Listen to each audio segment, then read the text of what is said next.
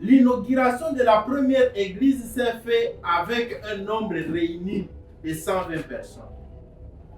Elle a été inaugurée comment? Ils étaient en prière, ils n'étaient pas en fête. Ce n'était pas une fête d'inauguration. C'était une prière.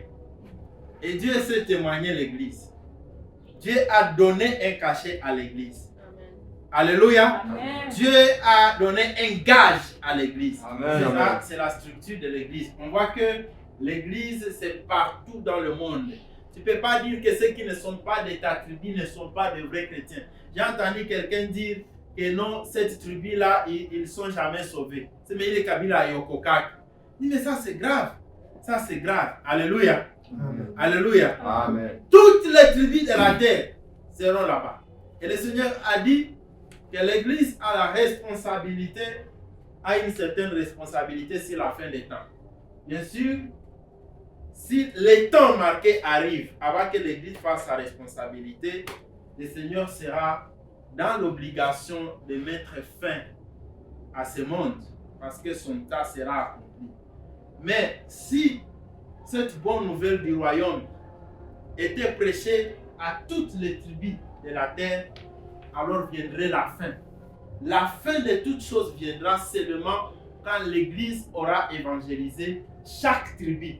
Parce que dans chaque tribu, il faut qu'il y ait des saluts. Dans chaque langue, il faut qu'il y ait des saluts. Et cela est marqué dans l'Apocalypse que chaque langue devra se tenir devant le trône blanc. Sinon, il y aura une forme d'injustice. Alléluia. Amen. Alléluia. Amen. L'église locale, aujourd'hui, a pris une autre allure. Et il y en a même qui finissent par déclarer pour dire que celui qui n'entre pas dans notre église ne verra pas Dieu. Bien-aimé dans le Seigneur, ce n'est pas parce que Dieu s'est révélé à toi qu'il ne s'est pas révélé à d'autres personnes. Alléluia. Oui. Il y en a qui ont dit, moi j'ai vu la vision du Seigneur, il m'a dit d'amener un message. Et ce message-là, si vous n'y croyez pas, vous ne pouvez pas entrer au ciel. Mais tu sais à combien de millions de personnes il a donné le même message? Alléluia. Amen. Mais nous devons reconnaître que 2 ou 3 personnes qui se réunissent et qui veulent obéir à ce que Dieu leur a dit, ils font partie de l'église. Ils sont une partie de l'église. Alléluia. Amen. Et Dieu n'a pas dit que toutes ces églises n'étaient pas des églises. Si tu vois bien, toutes les églises ont été reprochées quelque part. À part l'église de Philadelphie, que Dieu a trouvé debout. Alléluia. Amen. Seule l'église de Philadelphie, Dieu a dit qu'ils ont pu, mais c'était l'église la plus faible. Vous avez déjà lu sur l'église de Philadelphie? Amen. C'était l'église la plus faible. La Bible dit, parce que tu as peu de force et que tu n'as pas renié mon nom, c'est ce que le Seigneur aime. Alléluia. Amen. Il continue, parce que tu as gardé la parole de la persévérance en moi, je te garderai aussi à l'heure de la tentation qui va venir sur le monde entier pour éprouver les habitants de la terre. Je viens bientôt, retire ce que tu as afin que personne ne prenne ta couronne. Vous voyez comment le Seigneur reconnaît au moins les églises. Et le Seigneur reconnaît aussi les églises des maisons. Dans Acte 2, on voit qu'ils se réunissaient dans les maisons avant d'aller.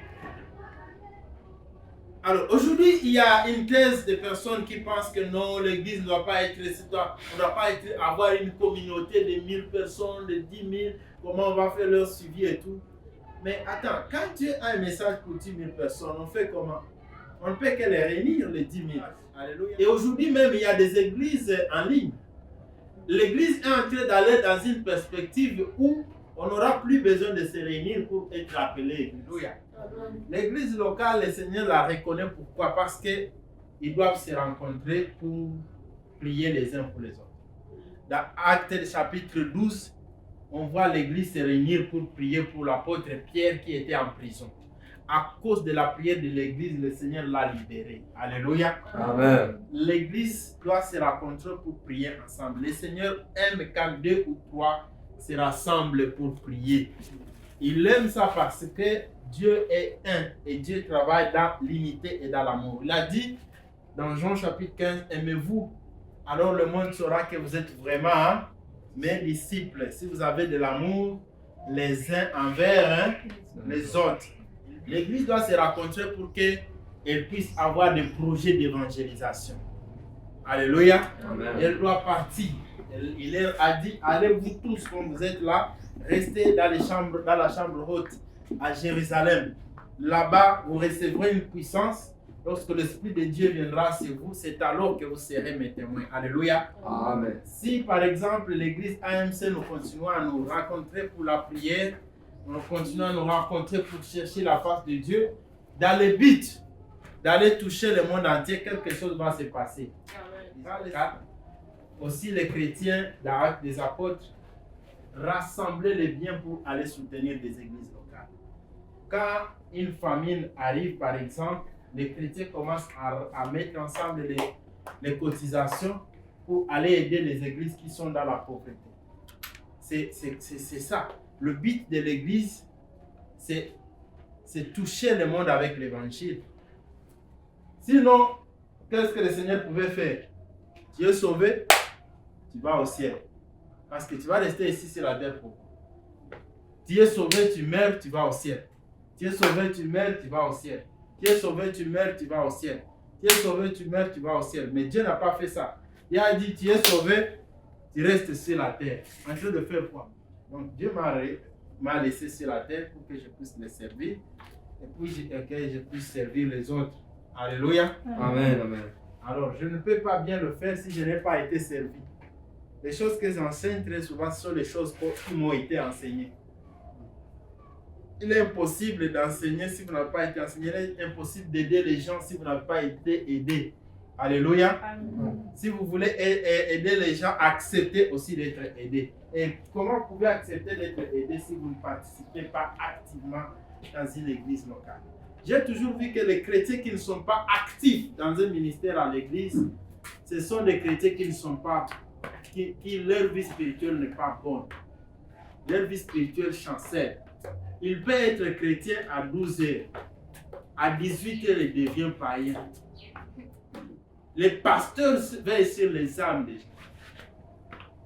Quand je me mets à prier, parfois le Seigneur me connecte, je prie, je me rends compte en train de prier pour tous les membres de AMC, ceux qui sont à Bukavu, ceux qui sont ici. Je prie, je ne sais pas pourquoi. Alléluia. Amen. Après, parfois le Seigneur me montre pourquoi il a voulu que je puisse intercéder. Pourquoi c'est important d'avoir une église locale? Parce que il est bien qu'il y ait quelqu'un qui veille sur ton âme. Et tous les pasteurs doivent avoir aussi des pasteurs. Chaque pasteur doit avoir un pasteur. Chaque pasteur doit avoir un pasteur. Parce que Dieu veut que nous nous soutenions mutuellement. Alléluia. Amen. L'église est en combat perpétuel. Depuis le jour que le Seigneur est mort sur la croix, il est ressuscité. L'église est en combat spirituel. Mais dans ce combat-là,